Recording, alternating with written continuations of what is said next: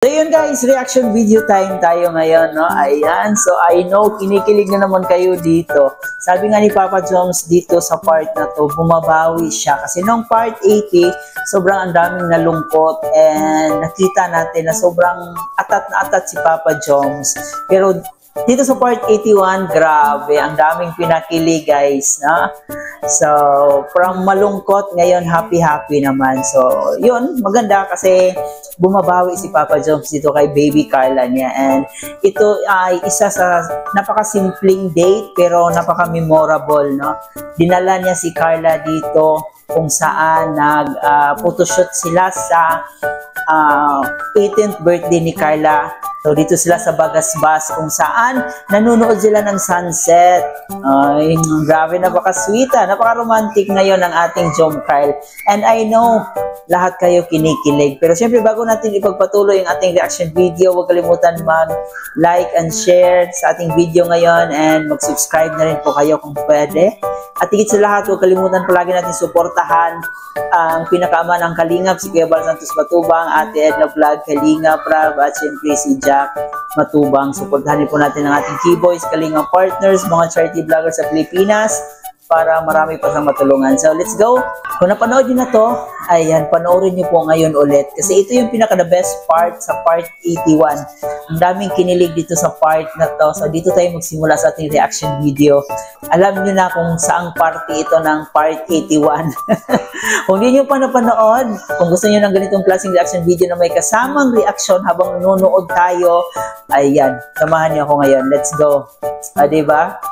Kita mo yung gigil na mukha ni Papa Joms eh. Ito yung time na hindi pa nangyari ang sakuna, Char. Wala pang kamalay-malay si Carla kung ano ba talaga ang mangyayari dito. So, ang tanging alam lang ni Carla, manonood sila ng sunset. Let's go. Bye-bye! Bye-bye daw. Bye-bye, haring araw! Feeling ko si Haring Araw kinikilig din sa inyo. Kaya hindi nakatiis si Haring Araw, kaya lumubog na lang siya. Ang ganda talaga po itong sunset dito sa Bagasbasan. Kaya nga eh. Naalala mo po yun sa Palawan. Oo. Maganda rin ang sunset dun eh. Pero buti nga dito sa Daet, dito sa box. Pero mas maganda talaga ang sunset pag kasama mo yung mahal mo, di ba? Kasama mo yung ago mo. Agoy, grabe. Kaganda talaga sa sunset. kahit pa ulit-ulit pa yung sunset, basta nandyan yung ago mo, sobrang ganda talaga. Yes, Bas. Meron din ganito kagandang sunset. Ang bihira. Pasandal nga. Hintayin mo muna natin lumabog yung araw. Sorry ulit ha. Kunwari po ito si Papa Joms, ipasandal-sandal pa eh, di ba? Ganyan yung mga teknik ng mga lalaki. May pa, sandal-sandal una, di ba? Tapos, ayun, to the moves na dayon pagkatapos ng sandal-sandal. Yung mga nakarang araw, weeks, medyo naging emotional ako. Sorry ulit. Ayun. Hindi mo naman na po kailangan i-secure eh. Tsaka, alam mo naman kung anong meron tayong dalawa. Ay, di ba? So, sa mga nagsasabi at mga nagdududa pa rin dyan, sa mga pinipilit nila na hindi totoo talaga daw itong Jom Carl at si Papa Joms daw ay may ibang nagugustuhan. Nako, ito yung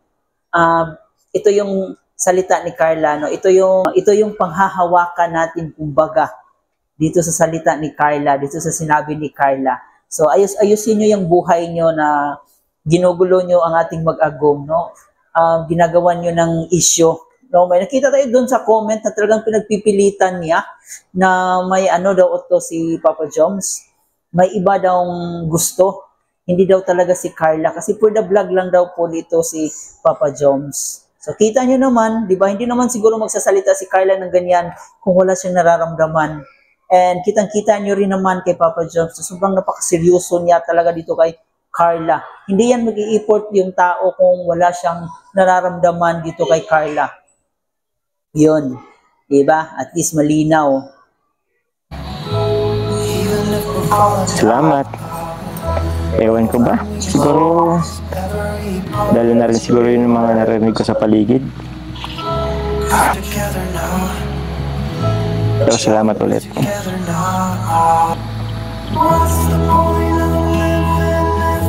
Ayan, ito na. I-post natin dyan para mas kiligin kayo, no? Ay, parang namamalaya na ni Carla Bells dyan, ha? Oh my God, parang kinakabahan siguro si Carla dyan. At siguro si Papa Joms din kinakabahan. Baka bigla na lang magalit si Carla at baka mag-walk out. So, hindi niya alam kung tama ba yung ginagawa niya or hindi. Di ba? Napaka-slow mo pa. Napakaganda pa ng background music. Guys, baka sa video ko walang background music. So, pagpasensyahan nyo na po. Humihingi po ako ng pasensya if ever na mawala po yung music kasi alam nyo na copyright. No, sayang din naman yung video natin.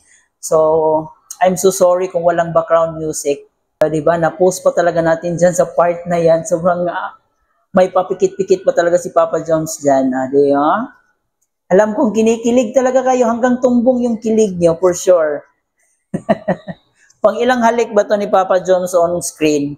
Pangalawang halik to, di ba? Pangalawang halik. Kasi yung first halik niya, parang doon sila sa cruise ship, doon sa Thailand. Tama ba? So, i-correct nyo na lang po ako kung nagkakamali ako. Pang ilang halik na to, comment nyo dyan sa comment section. So, ayan.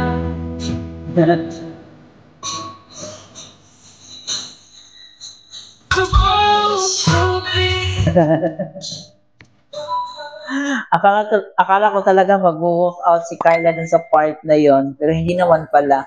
Masaya na si Carla dun sa part na yon. Dito, kitang-kita mo na nag-agree na si Carla. Parang kinikilig na rin si Carla ng to the max. Parang gustong-gusto na rin ni Carla yung ginagawa ni Papa Joms. So, nahuhulog na nga talaga si Carla kay Agum Jomar niya. In fairness guys, napakaganda ng sunset at lalong gumaganda dahil sa kanilang dalawa.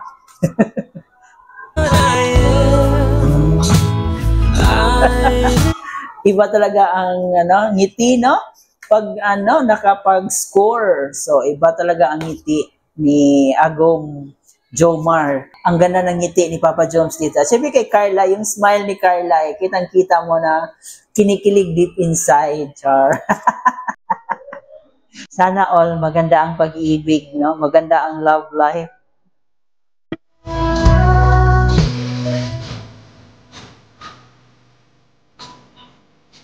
Ay, magpa-akpay pa. Screenshot nyo na yan. Diba? Sobrang ganda ng view na yan. Napaka-perfect ng picture na yan. So,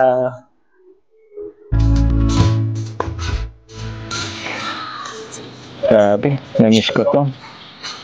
Sana palagi na lang ganito.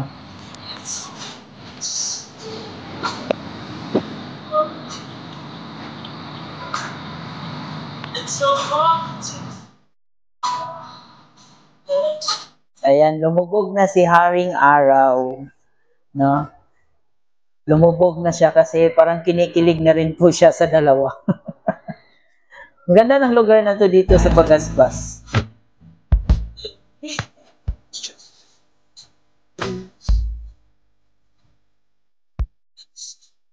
Dito ka. Yan. So may pa-surprise pa pala. Bumabawi talaga. Siyempre. Diba? Bumabawi daw si Papa Joms, sabi ni Carla. So dapat lang kasi sobrang ang daming nalungkot doon sa last part, sa part 80.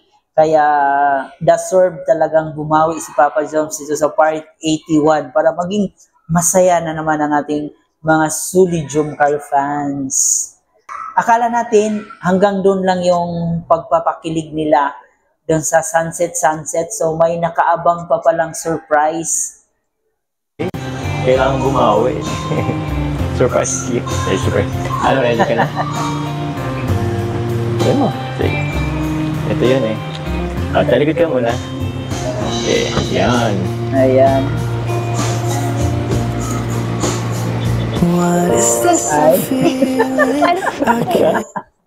Akala natin tapos na, no? Meron pa palang part 2.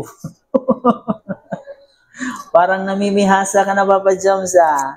Parang abusar na yan, ah. Abusar. Ito na yung surprise eh.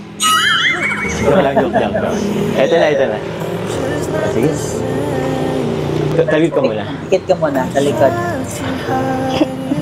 3, 2, 1. Harap! Hey! Huli na yung mansari nila. Happy mansari. Happy birthday po. Thank you. Thank you. So yun guys, grabe sobrang kilig, no? At yun talaga ang pinaka-highlight sa kilig moments, yung pag-halik ni Papa Joms dito kay Carla. Ang daming kinilig and I know marami na naman sa inyo ang kinilig kagabi. Marami na naman sa inyo ang natulog ng nakangiti dahil dito sa part 81. So yun, love lang. Wala sanang mga negative vibes na mangyayari. So, we're always looking forward na lalong masaya lang ang ating Jom Carl. Pero yun na nga, hindi talaga mapipigilan. May mga bashers na gagawa ng mga fake news. So, hayaan na lang po natin sila kasi doon sila masaya. Importante mag-focus tayo dito sa ating mag-agum. And yun na nga, nabanggit din ni Carla dito sa part 81 na nape-pressure siya kasi yun, may mga expectation yung mga tao sa kanya. So, hindi talaga maiiwasan yan. At unang-una pa lang ang laki ng mga napakalaki ng mga expectation ng mga tao dito kay Carla. Pero masasabi natin kung ano lang yung kaya mo, yun lang, ibigay mo lang yung best mo, di ba? Hanggang saan yung kaya mo. Sabi nga ni Papa Joms, just enjoy lang. Diba? At least you give your best. Kung yun lang. So para sa akin, hindi mo dapat o hindi mo obligasyon na ma-impress yung mga taong nakapaligid sa'yo. Ang importante kung saan ka masaya, saan ka kontento. So yun lang ang pinaka-the best na gawin mo. Hindi mo kailangan i-please na gustuhin ka ng maraming tao. Hindi mo kailangan na i-force mo yung sarili mo para gustuhin ka nila, para maging masaya sila sa'yo, para ma-meet nila yung expectation mo. So, huwag mong gawin yan sa sarili mo kasi mape-pressure ka lang talaga. So, just live your life to the fullest. Sabi nga nila, di ba? Just enjoy and go with the flow para hindi ka mamumblema sa mga taong malaki yung expectation sa'yo. So, just enjoy and relax and sabay sa agos ng buhay. So, yun lang ang ating ma-advise dito kay Carla. So, alam ko guys na marami na naman sa inyo ang kinilig. And, syempre ako rin talagang sobrang nakakilig din ng dalawang to. Kaya, hindi talaga matatawaran ang masasayang moments dito sa dalawang to. Talagang napapangiti tayo every time makita natin sila. So maraming salamat kayo sa inyong pagsama. Bago natin tapusin, huwag kalimutan suportahan ang ating K-Boys. Siyempre, sa nagmamay-ari ng video na to si Kuya Rab. Kalingap Rab, suportahan natin palagi ang kanyang mga upload. I-marathon po natin kasi kahit hindi tayo nakapagbigay financially, at least man lang dito nakakatulong tayo sa kanyang programa na makatulong sa mga kababayan natin. So yun lang, hanggang dito na lang. Huwag kalimutan mag-like and share and of course mag-subscribe na rin po kayo kung pwede. Ito na po pala si Glooby TV. Marami pong salamat guys.